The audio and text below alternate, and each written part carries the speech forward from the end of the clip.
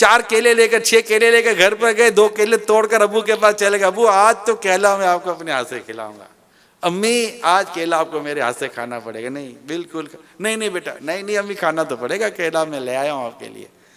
हाँ बताएं यार, ये घर कैसा खूबसूरत घर है जिसमें बूढ़े माँ बाप की इज्जत की जाती हो, और वो कितना महरूम है वो घर जिसमें बूढ़े माँ बाप की कोई इज्जत ना हो। कभी बूढ़े वालिद को जाकर कहेंगे अब्बू पाँव दबा दो, अब्बू मना करेंगे, नहीं अब्बू ऐसा नहीं कर रहे, मुझे थोड़ी सी खिदमत का मौका दें, पाँव पंजे दबाएं, तलवे दबाएं, ऐसा तलवे दबाएं, घुटने दबाएं, पाँव दबाएं, अबू सर की मालिश कर, चंपी कर देता हूँ, मजा आ जाएगा, आपको नींद आ जाएगी, कंधे दबा दो, थोड़े कंधे दबा दूँ आपके, नहीं बेटा अबू थोड़ा। आप बताओ अगर कोई औलाद अपने वालिद के साथ ऐसा करती है, कोई बेटी अपनी माँ के साथ ऐसा करती है, आप सही बताएं यार, ये बेटा कहाँ के कहाँ निकल जाएगा। एक बार बाप के कदमों में बैठकर पांव दबाना आपको कितनी बुलंदियां पहुंचा देगा, आपको इसका अंदाजा है। दुनिया के कितने गम दुख, कितने गम दर्द दूर कर सकता है ये अंदाज हमारा। इसी तरह बेटी माँ की तरफ या बहू अपनी सास की तरफ, यानी ये सब आप अपने फ्यूचर को भी एक तो अल्लाह की रिजा के लिए करना है, सवाब के लिए करना है कि अल्लाह पाक मुझसे राजी हो जाए, अल्लाह मुझसे राजी हो जाए और मुझे बगैर हिसाब के जन्नत दे दे। यानी जो बूढ़े माँ बाप को पाए और अपनी बख्शिश ना करवाए उसकी नाक तो खाक आलूद होने की दुआ हुई है। तो हमारे यहाँ घर में हमारे बूढ़े माँ बाप हैं, इसी तरह पड़ोस में, यहाँ तो बुजुर्गों को सताते हैं, तंग करते हैं, इनका साथ नहीं देते, इनके गमों को नहीं बांटते। फिर होता है यार जब भी बैठो वाली साहब यार पुरानी स्टोरी शुरू कर दें, तो भाई आपको नया मौजू लेकर जाए ना, आप कोई ऐसी बात लेकर बैठे जो जायज हो, नेकी पर मबनी हो, अच्छाई पर मबनी हो, क्या हर्ज है। आप कोई मौजू लें, और अगर इनके पास कोई ऐसा मौजू है जिससे बस इनका दिल का बोझ हल्का हो जाता है और वो गुनाहों पर ही गुफ्तगू भी नहीं है, तो वाली साहब की दिल जोई के लिए अगर इस तरह की बातें हम सुन लेते तो क्या हर्ज है, फिर हमें भी मौका मिलेगा। अगर आपको लगता है कि हमारे वालिद में ये प्रॉब्लम है, ये प्रॉब्लम है, दादा में ये प्रॉब्लम है, दादी में ये प्रॉब्लम है, हमारा मजहबी ज़हन है उनका है नहीं, और वो कुछ बात सुनते नहीं है, समझते नहीं है ऐसी बात, तो इनको अमीर सुन्नत के वीडियो क्लिप्स दिखाएं, इनको मद्दी चैनल दिखाएं। जो मौजू आपको लगता है कि ये मौजू पर इनको अर्ज करना चाहिए, समझाना चाहिए, वो मौजू इनको निकाल कर दें, वो वीडियो देखेंगे।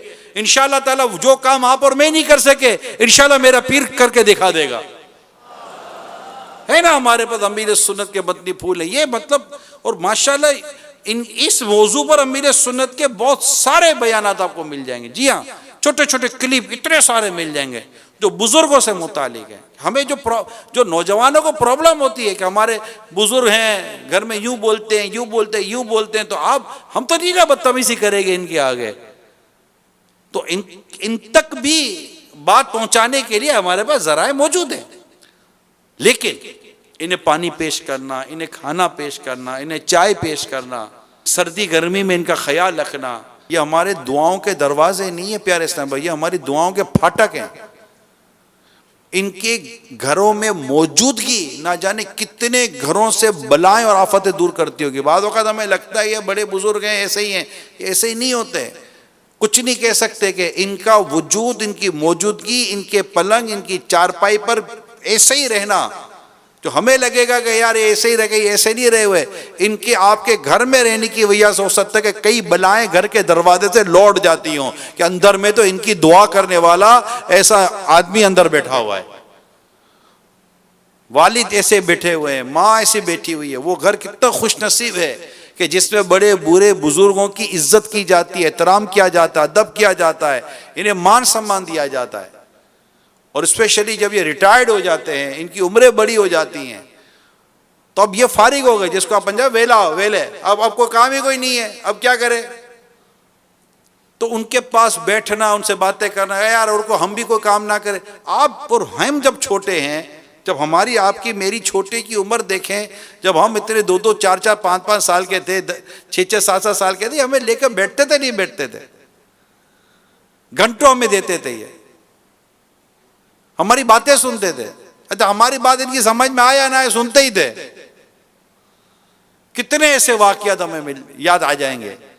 यही हमारी अम्मी की, यही हमारे अब्बू की, यही दादा की, ये जो भी घर के अंदर, अभी मैं बात करता हूँ घर के अंदर जो हमारा ये जो बुजुर्गों का जो मामला है, क्या ये दुरुस्त है? जरा देखिएगा।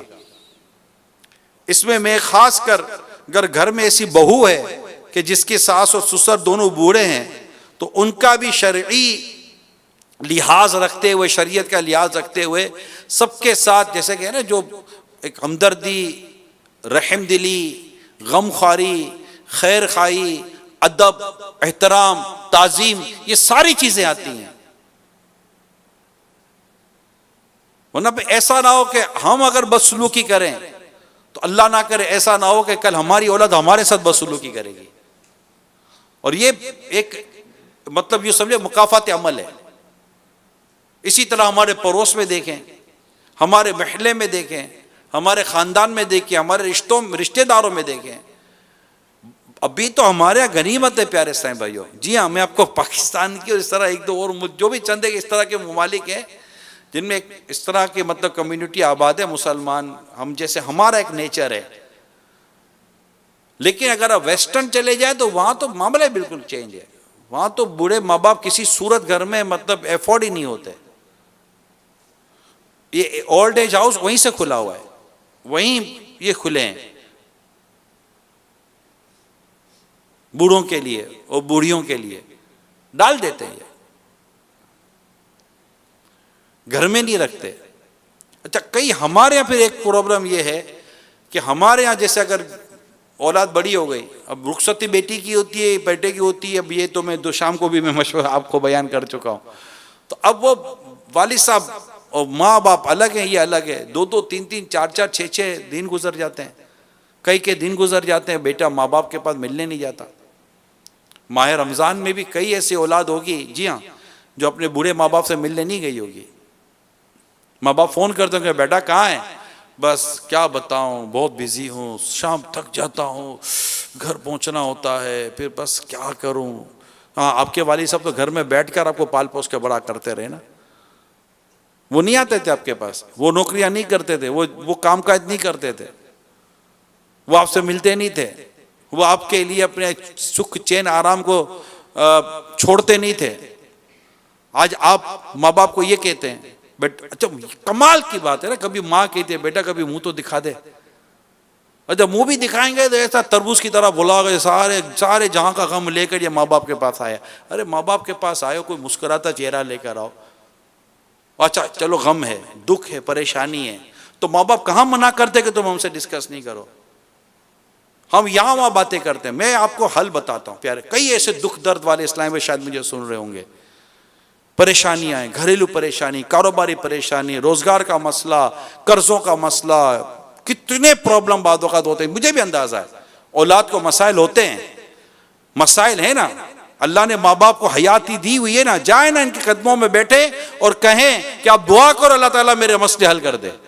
जिनकी दुआओं के कबूल होने में कोई शक की गुंजाइश नहीं है, इनमें एक बाप की दुआ जो बेटे के हक में कबूल होती है। माँ से दुआ करें। अल्लाह पाक आपको और मुझे, इन बड़े बुजुर्गों को जो हमारे ज़ईफ़ होते हैं, बड़ी उम्र के होते हैं, अल्लाह पाक इनके साथ हमें शफ़क़त और मोहब्बत का अंदाज़ इख्तियार करने की तौफ़ीक़ अता फ़रमाए। अल्लाह के आखिरी नबी सल्लल्लाहु अलैहि वसल्लम ने फरमाया, यानी बूढ़ों की ताज़ीम और तौक़ीर करो और छोटों पर शफ़क़त करो, तुम जन्नत में मेरी रफ़ाक़त पालोगे।